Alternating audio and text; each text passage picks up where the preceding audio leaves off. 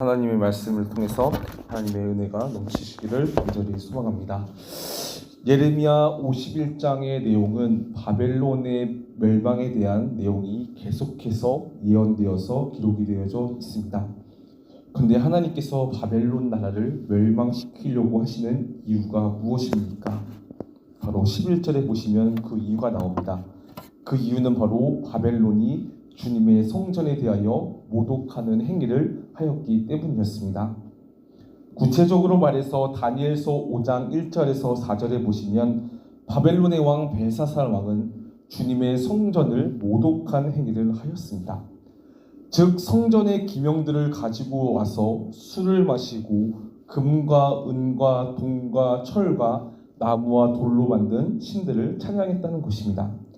그러기에 바벨론의 이러한 행위에 대해서 하나님께서는 메대의 왕을 마음을 움직이사 바벨론을 반드시 멸망시키려고 예언을 하셨던 것입니다. 그런데 오늘날도 마찬가지입니다. 하나님을 모독하는 행위에 대해서는 하나님은 심판하십니다.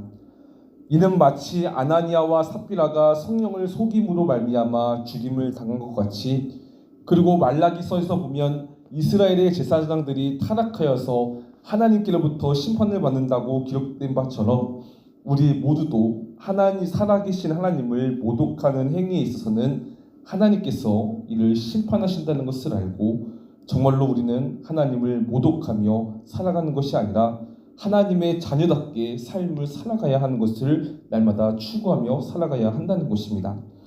더 나아가서 하나님을 모독하며 하나님의 자녀답게 삶을 살아가지 못하는 것에 대해서 우리는 회개하며 삶을 살아가야 할 것입니다.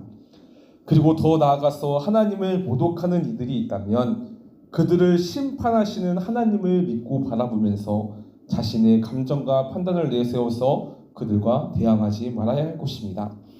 왜냐하면 하나님은 살아계신 하나님으로서 하나님을 모독하는 자들을 향하여 반드시 심판을 하시는 하나님이시기 때문입니다.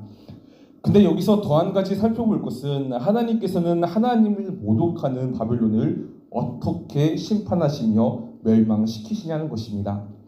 12절에서 14절에 보시면 이와 같이 말씀을 합니다. 특히나 14절을 보십시오. 만군의 주님께서 그의 삶을 두고 맹세하셨다. 내가 메뚜기 떼처럼 많은 군대로 너를 공격하게 할 것이니 그들이 너를 이겨 승리의 환호를 할 것이라고 말씀을 하고 있습니다. 이는 바벨론 성벽에 대하여 파수꾼과 복병을 세워서 방비하시고 메뚜기 떼처럼 사람을 많이 보내사 그들을 치시며 멸망시키셨다는 것입니다. 심지어 바벨론이 아무리 튼튼하게 방어를 할지라도 그들에 대한 하나님의 심판의 계획은 결코 변경이 없이 진행될 것이고, 그들이 아무리 재물이 많고 문화가 창달했다고 해도 그것이 결국 하나님의 진노를 피할 수 있는 조건이 될 수 없기 때문에 하나님께서는 자신이 맹세한 대로 하나님을 모독한 이 바벨론에 대해서 이렇게 심판을 하시겠다고 말씀을 하고 있다는 것이죠. 그렇습니다. 하나님의 위대하신 주권, 즉 망령된 자를 압도하시는 하나님의 주권과 승리는 우리로 하여금 더욱더 하나님을 찬양할 수 있도록 하십니다. 즉 하나님을 모독하는 원수를 물리쳐 주시며 우리에게 승리를 주실 뿐만 아니라 그러한 하나님으로 인해서 우리는 하나님을 더욱더 찬양할 수 있게 된다는 것이죠. 그러므로 우리는 하나님을 모독하는 자들에게 반드시 심판을 내리시는 하나님을 바라보면서 우리는 이에 대해서 위로를 받았으면 좋겠고, 한편으로는 우리 자신들 또한 하나님을 모독하며 살아가는 것이 아니라 하나님을 오히려 경외함으로써 죄를 심판하시는 하나님 앞에서 우리의 행실을 더욱더 바르게 하며 살아가는 우리 모두가 되었으면 좋겠습니다. 15절을 보십시오. 15절부터는 바벨론을 심판하시는 하나님이 어떠한 하나님 것을 보여주고 있습니다. 15절에 보시면 이렇게 말씀합니다. 권능으로 땅을 만드시고 지혜로 땅덩어리를 고정시키시고 명철로 하늘을 펴신 분은 주님이시다 라고 말씀을 하고 있습니다. 이처럼 15절에 하나님은 권능으로 땅을 만드시고 지혜로 땅덩어리를 고정시키시고 명철로 하늘을 펴신 유일한 하나님이심을 말씀하고 있다는 것이죠. 그러면서 16절에 뭐라고 말씀합니까? 주님께서 호령을 하시면 하늘에서 물이 출렁이고 땅 끝에서 먹구름이 올라온다고 말씀을 하고 있습니다. 그러면서 주님은 번개를 일으켜 비를 내리시며 바람 창고에서 바람을 내보내시는 전능하신 하나님이라고 말씀을 하고 있다는 것이죠. 근데 예레미야 선지자가 하나님의 창조 능력을 자신의 예언에 포함시킨 이유가 무엇입니까? 그것은 결국 유다 백성, 즉 그들의 인간적인 사고로서는 하나님께서 하나님의 이름을 모욕한 그 바벨론을 심판하시며 멸망하시는 것을 도무지 믿을 수 없었기 때문이었습니다. 그렇기 때문에 예레미야 선지자는 이렇게 하나님의 창조 능력을 보여주며 하나님께서는 무엇이든지 하실 수 있다는 소망을 주고자 이렇게 하나님의 창조 능력과 전능하심에 대해서 15절에서 16절에 이렇게 기록을 하였던 것이죠. 그렇습니다. 주님의 성전을 모독하며 하나님을 모독하는 자들에게 심판을 내리시는 살아계신 하나님은 모든 것들을 창조하신 하나님이요 그것들을 자유자재로 통치하실 수 있는 하나님이십니다. 그러기에 하나님께서 심판을 하시겠다고 하신다면 하나님의 방법은 인간이 상상할 수 없을 정도라는 것이죠. 그러기에 우리가 하나님을 믿으며 살아갈 때 고난이 뒤따를지라도 또한 하나님을 믿고 의지하며 나아간다면 죄를 미워하시는 하나님께서는 전능과 권능의 팔로서 하나님을 모독하는 이들을 심판하시며 오히려 주를 찾고 믿는 자들에게는 위로해 주시며 은혜를 베풀어 주실 것입니다. 따라서 우리는 이러한 하나님을 믿으면서 비록 하나님을 믿고 살아가는 것이 고통스럽고 어려울 수도 있겠지만 더욱더 그럼에도 거룩함을 추구하면서 죄악을 심판하시는 하나님만을 찾고 갈망하며 살아가는 우리 모두가 되었으면 좋겠습니다. 아무리 주변 사람들이 예수님을 믿는 것에 대해서 하나님이 어디 계시냐, 하나님이 무슨 심판을 하시냐, 하나님께서 무슨 일을 하시냐 등등 하나님의 살아계심이 있으면 드러내 보이라는 등등 온갖 모욕과 그런 고통의 소리를 들을지라도 그 가운데서도 결코 이에 대해서 낙심하거나 그러지 마시고 오직 그러한 하나님의 이름을 모욕하는 자들에게 심판하시는 하나님만을 더욱더 바라보며 기도하며 그분을 의지하며 하나님을 행하신 일들을 기대하며 위로받으며 살아가는 우리 모두가 되자는 것입니다. 근데 17절에서 18절을 보십시오. 하나님과 달리 우상들은 어떠하고 있습니까? 17절에 보시면 사람은 누구나 어리석고 무식하여 금속을 부어서 신상을 만들었다고 하는데 그 신상들의 실체는 거짓이며 그것들의 속에는 생명이 없다고 얘기하고 있습니다.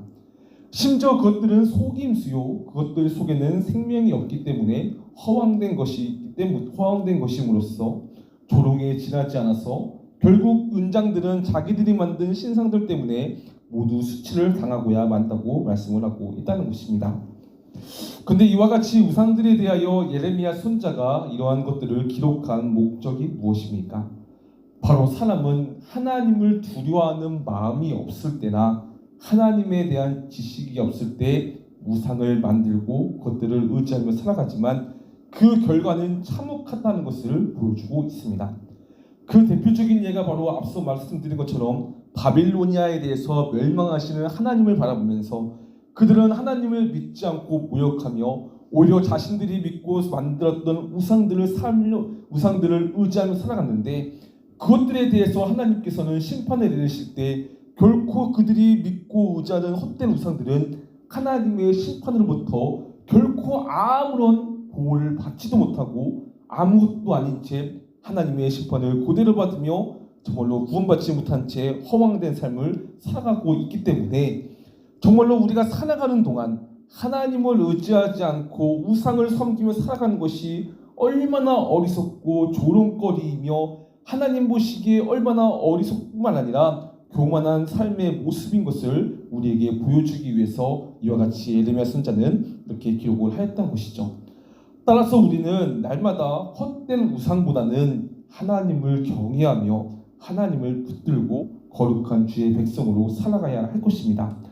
특히나 우리가 어려움 속에 있을지라도 고통 속에 있을지라도 또한 하나님을 믿지 않는 자들로부터 조롱과 비난과 그런 것들을 당할지라도 그 가운데서도 우리는 오히려 그것들에 대해서 심판하시고 또한 그것들을 대해서 하나님께서 멸하시는 그 하나님을 바라보면서 우리가 더욱더 세상 것을 의지하고 다른 것에 자신의 아픔을 터놓는 것이 아니라 하나님을 의지하며 하나님만을 더욱더 붙들고 살아가야 함을 우리는 기억했으면 좋겠습니다.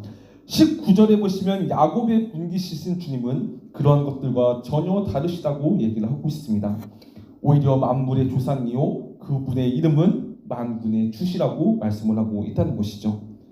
이는 결국 바벨론의 우상은 헛것이요 망령되지만 야곱의 분기시신 하나님은 가공의 신이 아니라 생명의 근원이시고 영이시고 천지를 창조하신 분이기 때문에 하나님께서는 정말로 우리 안에 역사하시며 활동하시는 분임을 우리가 날마다 믿고 살아가자는 것입니다.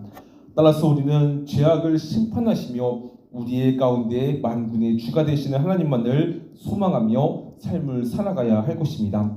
시대가 악해지고 가면 갈수록 예수님을 믿는 자들을 향해서 조롱하고 힘들어하며 그들을 욕하는 이들이 가운데 우리는 삶을 살아가고 있습니다.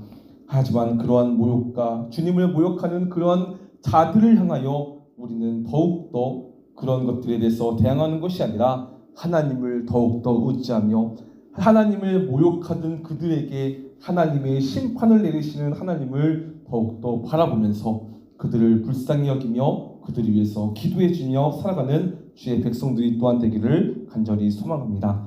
이 시간 말씀을 맺고 기도하겠습니다.